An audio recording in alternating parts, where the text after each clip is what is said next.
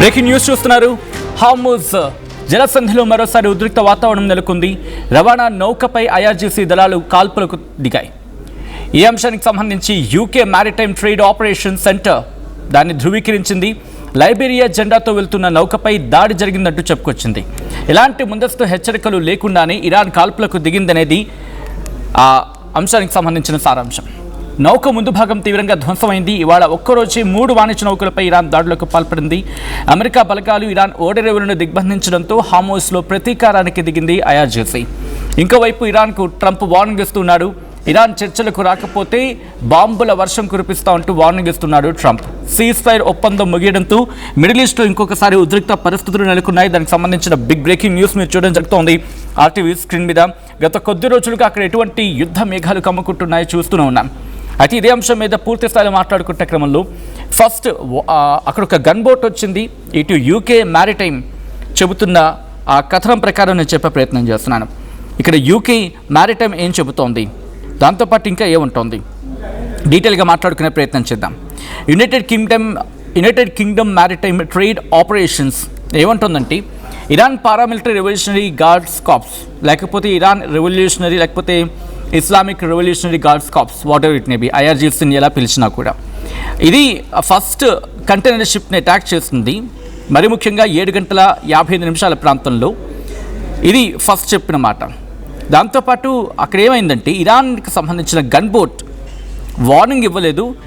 Attack చేసే కన్నా ముందు అంటే కాల్పులకు దిగే కన్నా ముందు ఎక్కడ వార్నింగ్ ఇవ్వలేదు అనేది ఈ కథనం సారాంశం. ఇక దీంతోపాటు రెండోది యూకే వార్నింగ్ 04126 అంటూ డీటెయిల్గా ఇక్కడ ఒక ట్వీట్ కూడా చేయడం జరిగింది యూకే మ్యారిటైమ్కి సంబంధించి. ఇంకేముంటుంది, సెకండ్ అటాక్ కార్గో షిప్ని అటాక్ చేయడం జరిగింది. సెకండ్ అటాక్ కింద మరి ముఖ్యంగా ఎప్పుడు ఇంత సెకండ్ అటాక్ గురించి మాట్లాడుకునే సందర్భంలో కార్గో షిప్ గురించి మాట్లాడుతోంది. దాని మీద అటాక్ అయింది. వెంటనే ఆ వాటర్లోనే అంటే సముద్రంలోనే ఆగిపోయింది. అండ్ ఆ తర్వాత ఎటువంటి డ్యామేజ్లు దానికి జరగలేదు. ఈ 2 అటాక్స్ కూడా రోజుల వ్యవధిలోనే జరిగింది. ఎప్పుడు అమెరికా ఇరాన్ కంటైనర్ షిప్ని స్ట్రైట్ ఆఫ్ హార్ముజ్లో సీజ్ చేసిన తర్వాత ఈ 2 ఘటనలు చోటు చేసుకున్నాయి. పాస్ట్ వీకెండ్ గురించి మాట్లాడుకుంటే క్రమం అంటే గత వారాంతంలో ఈ ఆయిల్ ట్యాంకర్లు కావచ్చు లేకపోతే ఇరాన్కి సంబంధించిన ఒక ఆయిల్ ట్యాంకర్ దీని మీద ఇబ్బందికర వాతావరణానికి అమెరికా గురి చేస్తుంది. అయితే ఇక్కడ ఇరాన్ కూడా రియాక్ట్ అవుతోంది. ఇరాన్కి సంబంధించి అఫ్కోర్స్ అఫీషియల్గా అక్కడ ఎటువంటి మనకి రెస్పాన్స్ రాదు. బట్ అక్కడ న్యూస్ ఏజెన్సీస్ని కోట్ చేస్తూ ఇంటర్నేషనల్ మీడియా కూడా ఏమంటుందంటే ఇంటర్నేషనల్ మీడియా అక్కడ మీడియాని కోట్ చేస్తూ లాఫుల్లీ ఎన్ఫోర్సింగ్ అంటే న్యాయబద్ధంగా చేయడం జరుగుతోంది. స్ట్రైట్ ఆఫ్ హార్ముజ్లో మా కంట్రోల్ కాబట్టి న్యాయబద్ధంగా చేస్తున్నాం. పర్షియన్ గల్ఫ్ త్రూగా 20% వరల్డ్స్ క్రూడ్ ఆయిల్ వెళ్తుంది, నేచురల్ గ్యాస్ కూడా వెళ్తుంది ఈ పీస్ టైంలో. బట్ మాకు హక్కు ఉంటుంది, మాకే అధికారం ఉంటుంది. ఏ వెషల్ వెళ్ళాలన్నా మా పర్మిషన్ ఉండాల్సిందే. ఈరోజు మీరు చూడొచ్చు ఆ విజువల్ కనుక చూస్తే ఆ నౌక పూర్తిగా కాలి బూడిదైపోతోంది. మీరు చూస్తే కనుక ఎప్పుడైతే అటాక్ జరిగిందో ఎప్పుడైతే దాడి జరిగిందో ఒక ఫైర్ బాల్ ఒక అగ్నిగోళం ఎగసిపడింది స్ట్రైట్ ఆఫ్ హార్ముజ్లో. ఆ విజువల్ని మీరు చూడొచ్చు. అయితే ఇక్కడ ఏమంటుంది ఇరాన్ ఏమంటుంది స్ట్రైట్ ఆఫ్ హార్ముజ్ నుంచి వెళ్ళే వెషల్స్ మా పర్మిషన్ ఉండాల్సిందే. ఒక్కసారి ఆ విజువల్ చూడండి, సముద్రంలో పూర్తిగా తగలబడిపోతోంది.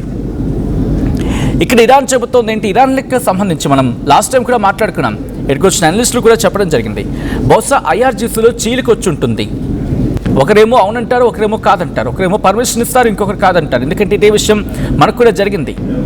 ఇస్లామిక్ రెవల్యూషనరీ గార్డ్స్ కార్ప్స్ విషయంలో బహుశా 2 వర్గాలుగా విడిపోయి ఉంటారు. ముస్తాఫా ఖమీనీ ఎక్కడున్నారో తెలీదు. అండ్ ఫారెన్ మినిస్టర్ అబ్బాస్ అరాక్చి మాట్లాడుతూ ఉన్నారు. అట్ ద సేమ్ టైం వాళ్ళ ప్రెసిడెంట్ పెజెష్కియాన్ కొన్ని సందర్భాల్లో వాళ్ళ అధ్యక్షుడు మాట్లాడిన దానికి అట్ ద సేమ్ టైం వాళ్ళ ఫారెన్ మినిస్టర్ మాట్లాడిన దానికి ఎక్కడ కనెక్టివిటీ కుదరట్లేదు అనేది వినిపించే మాట. అండ్ దాంతోపాటు బఘేర్ వాళ్ళ పార్లమెంట్ స్పీకర్ ఆయన బఘేర్తో పాటు వాళ్ళ ఫారెన్ మినిస్టర్ అబ్బాస్ అరాక్చి వీరిద్దరే ప్రస్తుతం ఈ పీస్ టాక్స్ని నడిపిస్తూ ఉన్నారు. కాబట్టి అక్కడ లీడ్ చేస్తోంది ఎవరిని కమ్యూనికేట్ అవ్వాలి. మీరు గుర్తుంటే మన మీద కూడా అటాక్ జరిగినప్పుడు ఒక క్వశ్చన్ రైస్ అయింది. అఫ్కోర్స్ మన వాళ్ళు కూడా ఛానల్ 16 వాళ్ళతో కమ్యూనికేట్ అయ్యే ప్రయత్నం చేశారు. ఛానల్ 16 త్రూగా కమ్యూనికేట్ అయ్యే ప్రయత్నం చేసినప్పుడు మన వాళ్ళు క్వశ్చన్ చేశారు ఇరాన్ నేవీని కూడా, మీరే కదా పర్మిషన్ ఇచ్చారు వెళ్ళమని చెప్పి, మీరు పర్మిషన్ ఇచ్చిన తర్వాత మేము కదలాం, అయినా కూడా ఎలా అటాక్ చేస్తారని చెప్పి ప్రశ్నించినప్పుడు, చూడండి మీకు పర్మిషన్ లేదు కాబట్టి మేము మీకు ముందుకు వెళ్ళే అవకాశం ఇవ్వం అని చెప్పి వాటిని వెనక్కి వచ్చానని చెప్పి, మీరు చూస్తే చిన్న చిన్న గన్ బోట్స్ని వాళ్ళు వాడటం జరుగుతోంది. అంటే దాంట్లో ఒక విధంగా చెప్పాలంటే మానవ రహిత గన్ బోట్స్ అవి, అంటే దాంట్లో మనుషులు ఎవరు ఉండరు. అవి ఇరాన్ నేవీ సముద్రంలో వాటిని ప్రయోగిస్తోంది. అవి ఏం చేస్తాయి, ఒక టార్గెట్ని ఫిక్స్ చేసుకుంటాయి, వాళ్ళు ఆపరేట్ చేస్తే దాన్ని బట్టి అటాక్ వెళ్ళిపోతాయి. అండ్ ఇప్పుడు జరుగుతోంది కూడా అదే. అండ్ ఇరాన్ చెబుతోంది ఏంటి, మేమైతే మాత్రం క్లారిటీ స్ట్రైట్ ఆఫ్ హార్మోస్ నుంచి పర్మిషన్ ఉంటేనే మేము విడిచిపెడతాం. బట్ ఇక్కడే కాంట్రడిక్షన్ కనిపిస్తూ ఉంటుంది. ఇక్కడే కాంట్రడిక్షన్ కనిపిస్తుంది అనేది ఇది నేనంటున్న మాట కాదు, స్వయంగా అక్కడి నుంచి వినిపిస్తున్న మాట. ఎక్కడి నుంచి వాళ్ళు విడిచిపెడతా అంటున్నారు, but at the same time attack కూడా దిగుతున్నారు. అండ్ ఈ పరిణామాలని ఎప్పుడు చోటు చేసుకుంటున్నాయి, సీజ్ ఫైర్కి, అన్కండిషనల్ సీజ్ ఫైర్ అంటే ఒక లిమిట్ లేకుండా ఈ సీజ్ ఫైర్ అనేది గత కొద్ది రోజులుగా, ముందుగా 2 రోజులు అన్నాడు, తర్వాత 1 రోజులు అన్నాడు, తర్వాత 10 రోజులు అన్నాడు, అది మొన్నటికి 21 వరకు ముగిసిన సందర్భం. అండ్ ట్రంప్ ఇప్పుడు ఏమంటున్నాడు, ఇది కంటిన్యూ అవుతుంది సీజ్ ఫైర్, ఎందుకంటే పీస్ టాక్స్ జరుగుతున్నాయి కాబట్టి. ఇక్కడ క్లాస్కి నేను చెప్తున్నాడు, పాకిస్తాన్ మమ్మల్ని అడిగింది, టైం అడిగింది కాబట్టి ఆ పీస్ టాక్స్ కంటిన్యూ అవుతున్నాయి అనేది పాకిస్తాన్ని కోట్ చేస్తూ ట్రంప్ చెప్పుకొచ్చిందన్నమాట. సో ఇప్పుడు ఈ కాంటెక్స్లో మళ్ళీ ఎవరు యుద్ధాన్ని కోరుకుంటున్నారు? అఫ్కోర్స్ ట్రంప్ ఆల్రెడీ మనం చూసాం, ఆ నేవల్ బ్లాకేడ్ గురించి మాట్లాడుకుంటున్న పరిస్థితి. ఆ నేవల్ బ్లాకేడ్ అంశానికి తెర మీదకి తేకపోయి ఉంటే కనుక మేము ఒప్పుకుని ఉండేవాళ్ళం. అండ్ మేము ఒప్పుకున్న తర్వాత కూడా నేవల్ బ్లాకేడ్కి అమెరికా ఎందుకు సిద్ధమైంది అనేది ఇరాన్ ప్రశ్నిస్తూ ఉంది. అండ్ అక్కడి నుంచి కాస్త ముందుకు వెళ్ళే ప్రయత్నం చేసినప్పుడు అప్పుడు మేము కదా అన్నది, మేము సీజ్ ఫైర్కి ఒప్పుకోవట్లేదు, సీజ్ ఫైర్ వైలేషన్ అమెరికానే చేస్తుంది కాబట్టి ఇక సీజ్ ఫైర్ అనేది లేదు అనేది. అండ్ ఇక్కడ పాకిస్తాన్ కోట్ చేస్తూ అమెరికా చెప్పే మాట, లేదు సీజ్ ఫైర్ కంటిన్యూ అవుతుంది, పీస్ టాక్స్ జరుగుతూ ఉన్నాయి, ఇరాన్ దారికి వస్తే ఇరాన్ కనుక మాట వింటే సరే, లేకపోతే అప్పుడు ఆలోచిస్తామని చెప్పి ట్రంప్ చెప్తున్నమాట. సో ఇప్పుడు ఏం జరగబోతుంది అనేది ఆసక్తికరంగా మారుతుంది. ఎందుకంటే ఒక పక్క అటాక్ జరుగుతూ ఉన్నాయి, బోట్ల మీద దాడులు జరుగుతూ ఉన్నాయి, ఇంకో పక్క శాంతి చర్చలు అంటున్న పరిస్థితి ఎంత ఆసక్తికరంగా మారిపోయిందంటే పాకిస్తాన్కి చేరుకోవడం జరిగింది అమెరికా ఉపాధ్యక్షుడు జేడీ వ్యాన్స్. అయినప్పటికీ శాంతి చర్చలు ఎక్కడ జరగటం లేదు. కానీ ఇంకో పక్క చూస్తే హార్మోస్ జలసంధిలో ఉద్రిక్త వాతావరణం, కంటైనర్ షిప్స్ మీద ఐఆర్జీసీ దాడులు జరపడం. ఈ అంశాన్ని అంటుంది ఏకంగా అమెరికానో లేకపోతే ఇరానో కాదు, UK maritime trade operation centre, UKT అంటే United Kingdom trade operation centre, ఇది చెప్తున్నమాట. లైబీరియా జెండాతో వెళ్తున్న నౌకపై దాడి జరిగింది, ఎలాంటి ముందస్తు హెచ్చరికలు లేవు, ఇరాన్ కాల్పులు జరిపిందనేది ఇటు యూకే మ్యారిటైమ్ ట్రేడ్ సంబంధించి మాట్లాడుకునే క్రమంలో వాళ్ళు చెప్తున్న అంశం. అయితే ఇవాళ ఒక్కరోజే 3 కంటైనర్ షిప్స్ కావచ్చు లేకపోతే వెషల్స్ మీద ఇరాన్ దాడులకు పాల్పడింది. అమెరికన్ ఫోర్సెస్ ఇరాన్ పోర్ట్స్ని దిగ్బంధించాయి, హార్మోస్లో ప్రతీకారానికి దిగింది ఐఆర్జీసీ. ఇంకోవైపు ఇరాన్ గట్టిగా వార్నింగ్ ఇస్తోంది ట్రంప్కి, ఇరాన్ చర్చలకు రాకపోతే కనుక బాంబుల వర్షం కురిపిస్తూ ఉంటూ ట్రంప్ ఎదురుస్తూ ఉన్నాడు. సీజ్ ఫైర్ ఒప్పందం ముగియడంతో మిడిల్ ఈస్ట్లో ఇంకొకసారి యుద్ధ మేఘాలు కమ్ముకున్నాయి. బట్ ముగిసినప్పటికీ అది కంటిన్యూ అవుతుంది అంటున్నాడు. బట్ ఇంకా టైం బౌండ్ ఏం పెద్దగా చెప్పలేదు ట్రంప్. బట్ ఇప్పుడున్న సిచ్యువేషన్లో అది ఎంతవరకు వెళ్తుంది, ఏం జరుగుతుంది అనేది మాత్రం బిగ్గెస్ట్ క్వశ్చన్ మార్క్.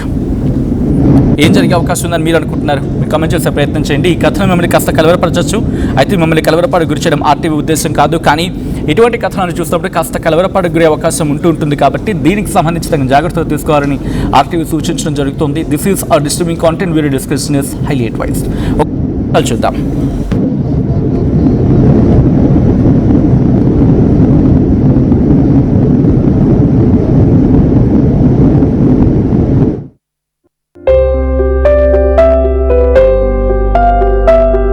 చిన్న చిన్న ఆనందాలు 35 ఏళ్లుగా నా జీవితంలో లేవు. 35 ఏళ్లుగా నేను డైపర్లలో బ్రతికాను. 6 సెంటీమీటర్ల ఫిస్టులా నా మూత్రాశయంలో లీకు కారణమైంది. ఎవరూ నాకు సహాయం చేయలేకపోయారు. ఏఐఎన్యూలో వైద్యులను కలిసే వరకు. అక్కడ వారు రోబోటిక్ శస్త్రచికిత్సతో నాకు పరిష్కారం ఇచ్చారు.